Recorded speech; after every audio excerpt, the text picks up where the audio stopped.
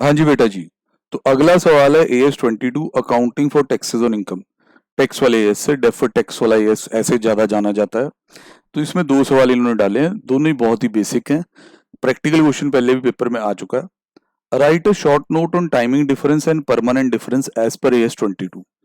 अब आपको जिस तरह ये एएस जब स्टार्ट होता है तो आपको ये पहले समझाया जाता है कि इसका लॉजिक ये है कि जो अकाउंट्स के अकॉर्डिंग इनकम आनी है और जो इनकम टैक्स लॉ के अकॉर्डिंग कंप्यूट होनी है, various section provisions and rules को फॉलो करके उसका मैच कर पाना पॉसिबल नहीं है। There will be some differences. और डिफरेंसेस दो रीजन से होते हैं, एक होते हैं कुछ परमानेंट रीजंस, एक होते हैं टाइमिंग डिफरेंसेस। परमानेंट रीजन से मतलब होता है कि जो डिफरेंस कभी दूर ही नहीं होगा। जैसे कि एक एग्जांपल, इनकम टैक्स में वो कहते हैं कि 10,000 से ऊपर पेमेंट कर दो तो खर्चा डिसअलाउड है, 40A3 है। अब उसका कोई रेमेडी नहीं है भाई। जैसे एडवर्टीजमेंट का बिल आया 32,000 रुपए का, वो आपने कैश में दे दिया। 10,000 से ऊपर कैश, पता है ना आपको, ये नहीं कि 10,000 से ऊपर पे ही नहीं कर सकते, कैश। ठीक है। अब वो 32,000 रुपए कैश में दे दिए तो वो तो डिसअलाउ हो गया हमेशा के लिए। अब उसमें आप कुछ नहीं कर सकते कि अगले पीरियड में ये कर देना वो कर देना, उससे वो दोबारा डिडक्शन नहीं मिल सकती। अकाउंट्स वाले तो ऐसा कुछ लिखते ही नहीं है। अगर 32,000 की एंट्री एडवर्टीजमेंट टू कैश हुई हो तो P&L में तो एडवर्टीजमेंट का खर्चा जाएगा ही जाएगा। That is permanent difference. फिर उसके बाद कई बार क्या होता है कि कुछ डोनेशंस हैं जो हम दे देते हैं किसी एनजीओ वगैरह को और वो इनकम टैक्स में क्वालिफाई नहीं करती हैं, तो again that is a permanent difference.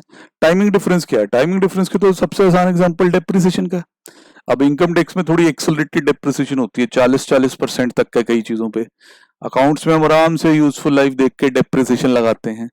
तो वो फिर डिफरेंस अपने आप ही टाइम के साथ खत्म हो जाता है, क्योंकि पहले इनकम टैक्स वालों ने ज्यादा अलाउ कर दी, बाद में वो आपकी एक्स्ट्रा डिडक्शन डिसअलाउ भी कर देंगे।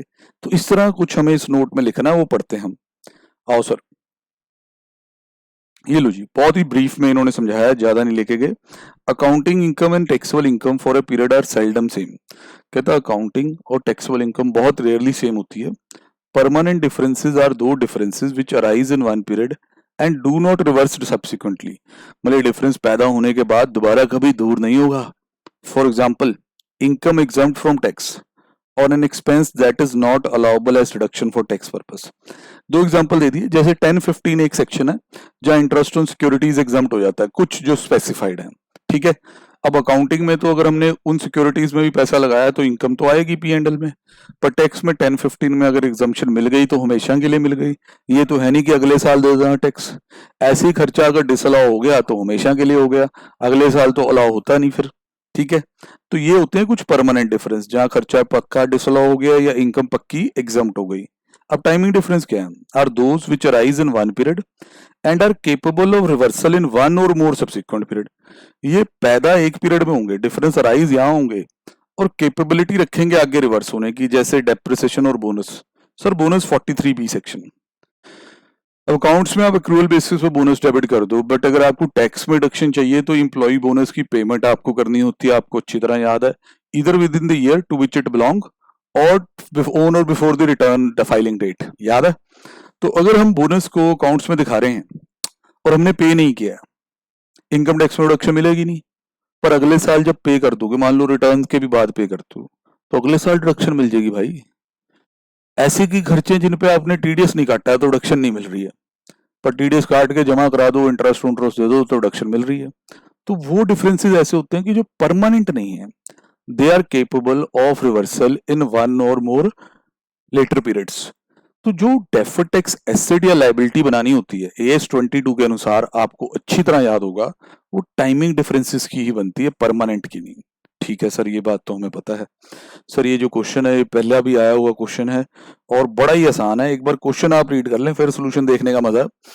Rama limited has provided the following info. Depreciation उनके अकाउंटिंग रिकॉर्ड के अकॉर्डिंग 6 लाख है, इनकम टैक्स के अकॉर्डिंग 10 लाख है, unamortised preliminary expenses tax record के according. There is adequate evidence of future sufficient profit.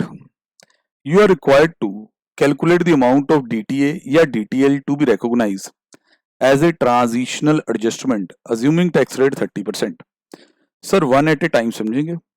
अब जैसे इनका जो अकाउंटिंग रिकॉर्ड है और जो टैक्स की फाइल है उसमें डेप्रिसिएशन कुछ इस तरीके से है। अकाउंट्स में डेप्रिसिएशन, अकाउंट्स में अगर डेप्रिसिएशन देखें तो 6 लाख रुपए डाली गई है। और सेम चीज की डिडक्शन टैक्स में 10 लाख है, तो ऑब्वियस है टैक्स वालों ने ज्यादा डिडक्शन आपको दे दी है, वहां ब्लॉक की वैल्यू कम हो जाएगी। हाई डिडक्शन मींस जल्दी रिडक्शन। अब over the period of time क्या होगा कि जब डेप्रिसिएशन, आप वैसे समझाने के लिए, डेप्शन मान लो आप अकाउंट्स में 380 क्लेम करोगे कभी चल के, तो हो सकता है आपको टैक्स वाले कहें जी 2 लाख ही रहेगी हमारे अकॉर्डिंग। तो जो ये आज 4 लाख रुपए का डिफरेंस दिख रहा है, this is capable of being reversal, कि आज उन्होंने 4 लाख रुपए की ज्यादा डेप्रिसिएशन दे दी, उस वजह से आपका प्रॉफिट आ गया नीचे, पर this is capable of being reversal, ये रिवर्स हो सकता है आगे चल के। Yes sir. तो जब ये रिवर्स होगा तो क्या यहाँ तुम्हें डिडक्शन मिलती दिखती है या प्रॉफिट इस वजह से बढ़ता दिखता है?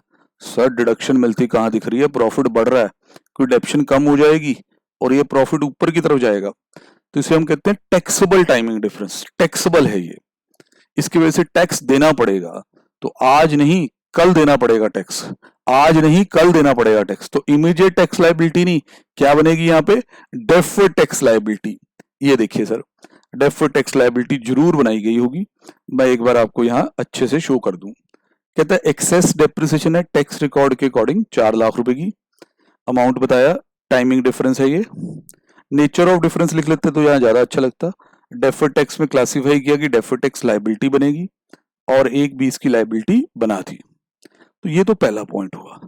अब एक ही कंसर्न में डिफरेंट तरह के टाइमिंग डिफरेंसेस होते हैं बेटा जी, तो ये नहीं है कि आपके अगर 1 साल डीटीएल आ गई तो डीटीए तो आएगा ही नहीं, ऐसा नहीं है।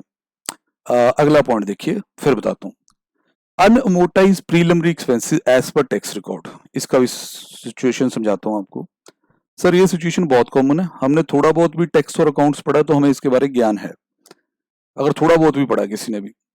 अकाउंट्स में जो प्रीलिमिनरी एक्सपेंसेस होते हैं, मैं समझाने के लिए टी शेप की हेल्प लेता हूँ, स्टेटमेंट फॉर्म में समझाने में मजा नहीं आता, उसकी डिडक्शन आपको सीधे मिल जाती है 1 गो में, क्योंकि एस 26 के अकॉर्डिंग भी प्री इनकॉर्पोरेशन कॉस्ट इंटेंजिबल नहीं है, उसको आप कैपिटलाइज नहीं कर सकते, राइट ऑफ करना है। इनकम टैक्स में आता है 35D, मान लो आपने यहाँ डिडक्शन 50,000 की ली अकाउंट्स में, 35D कहता है कि सब्जेक्ट टू क्वालिफाइंग अमाउंट आपको 1/5 की डिडक्शन मिलेगी।